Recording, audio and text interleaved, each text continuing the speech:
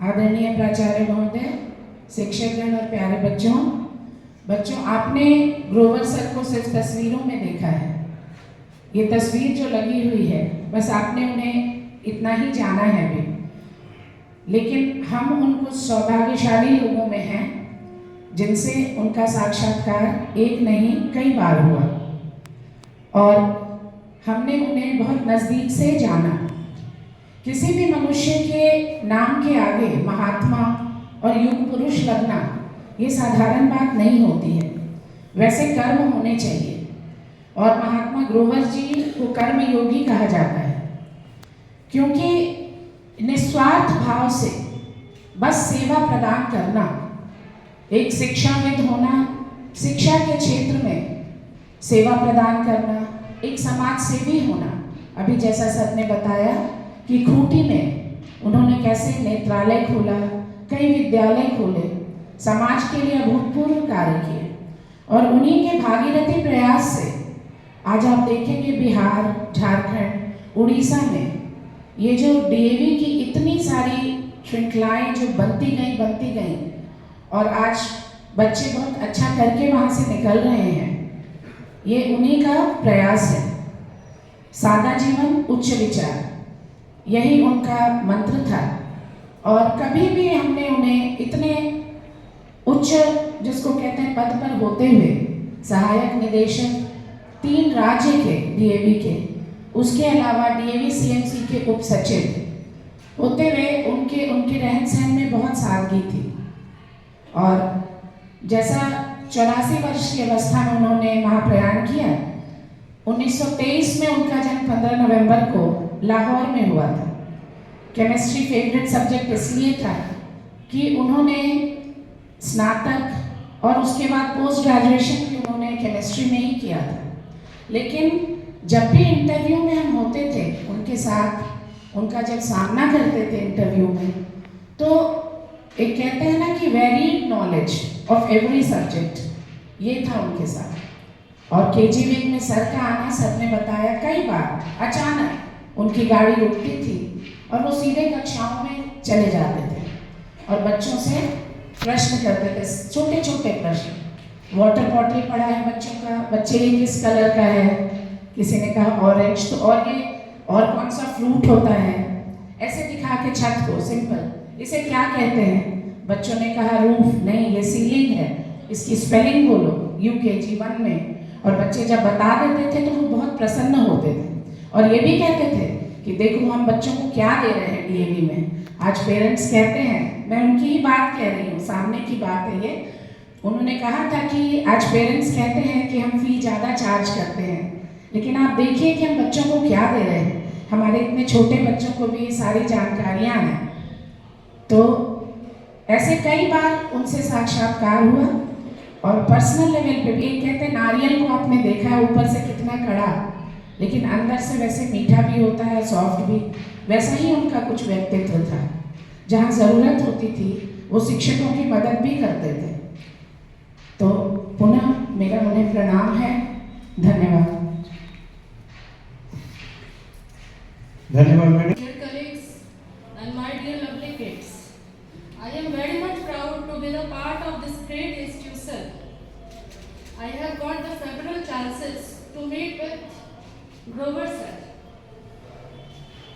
सबसे पहले मैं 2000 ईस्वी में मैंने इस स्कूल को ज्वाइन किया था और करीब 2 सप्ताह काम करने के बाद मुझे स्कूल ने लेटर देकर इंटरव्यू के लिए ग्रोवर सर के पास आर्य समाज मंदिर कॉम्प्लेक्स में भेजा था। मैं बहुत डरी हुई थी। मैं सर के चैम्बर में गई तो मैं देख के हतप्रभ रह गई कि इतनी बड़ी पर्सनैलिटी, इतने बड़े स्कूल के रीजनल डायरेक्टर, और उनका जो चैम्बर था उसमें एसी बंद, फैन भी बंद, मई का महीना था, एसी फैन बंद, खिड़कियां दरवाजे खुले हुए, पर्दा ऊपर टंगा हुआ। मुझे देख के बहुत आश्चर्य लगा। सर ने मुझसे थोड़ी बात की, फिर एक पेपर निकाल के उन्होंने 5 क्वेश्चन लिख के दिया। जब पता चला मैं फिजिकल एजुकेशन के लिए आई हूँ, सर ने 5 क्वेश्चन लिख के दिया। मुझे एक रूम में बिठाया गया, मैं वहाँ पे जो लिखना था मैं लिख पाई।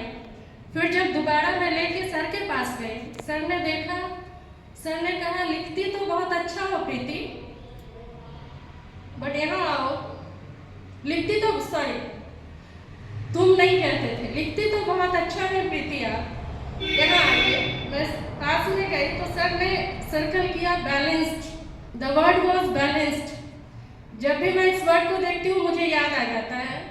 बैलेंस्ड डाइट के ऊपर लिखना था और मैंने बैलेंस लिखा था, ई मिसिंग था, सॉरी डी मिसिंग था वहाँ पे। तो इतनी बारीक चीज़ों में भी सर का ध्यान था, यह देख के बहुत अच्छा लगा और ये तो मैं कभी नहीं भूलूंगी अब। उसके बाद से कई बार मौका मिला, सर स्कूल में आते थे और स्कूल में क्लास में डायरेक्ट एंटर करते थे। बच्चों से जैसा कि मैम ने बताया सवाल कर देते थे। सर ने ही पूछा था बताओ बटन खुला है क्या बोलोगे इसको। बच्चों ने कई तरह के जवाब दिए। Even I was not knowing the particular sentence for this. Sir ने ही बताया था बटन योर शर्ट। तो कई बार ऐसे मौके मिले।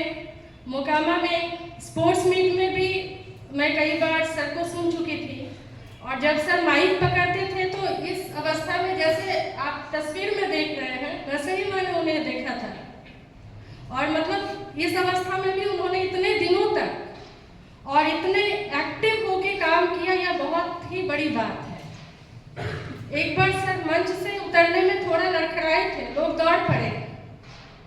सर ने कहा माइक लिया, रोक दिया वहीं पे, तुम बूढ़े हो मैं जवान हूं। और इस तरह की कार्य क्षमता सर की, और हम लोगों के लिए बहुत ही सौभाग्य की बात है कि हम इस इंस्टीट्यूशन में काम करने का मौका मिला है और आप लोगों को पढ़ने का मौका मिला है। तो इस तरह से एक्टिव होकर यदि हम लोग अंश मात्र भी अपनाएं तो हमारा जीवन सफल हो जाएगा। तो इतने महान व्यक्तित्व और इतनी साधारण जीवन शैली सर ने झोले के विषय में बताया। दोबारा जब 2004 में बीएसएबी में इंटरव्यू का मौका मिला, सर आए, झोला टंगा हुआ था सर का और सारे सब्जेक्ट के क्वेश्चन पेपर सर के पास ही रहते थे। सर ने ही सब्जेक्ट वाइज क्वेश्चन बांटा। इंटरव्यू देते देते रात के 11 बज गए थे, लेकिन उस समय भी सर उतने ही ऊर्जावान होकर काम कर रहे थे और रात के 11 बजे में जाकर के हमारा इंटरव्यू कंडक्ट हो पाया था। और सर ने ही लिया, वो चाहते तो बहुत सारे प्रिंसिपल्स थे और भी बहुत सारे लोग थे जो कि सब्जेक्ट वाइज भी इंटरव्यू हो सकता था, लेकिन सर ने खुद ही कंडक्ट करवाया। और तो इससे हमें बहुत कुछ सीखने को मिलता है कि हम छोटे से छोटे काम को भी, जो भी मौका मिला है उसको बहुत अच्छे से करें। धन्यवाद। Person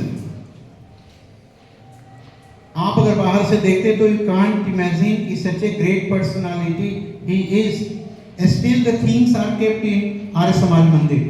what ever he used in his life, clothes and all the evidences that is kept in Arya Samaj Mandir as a memoirs of that person.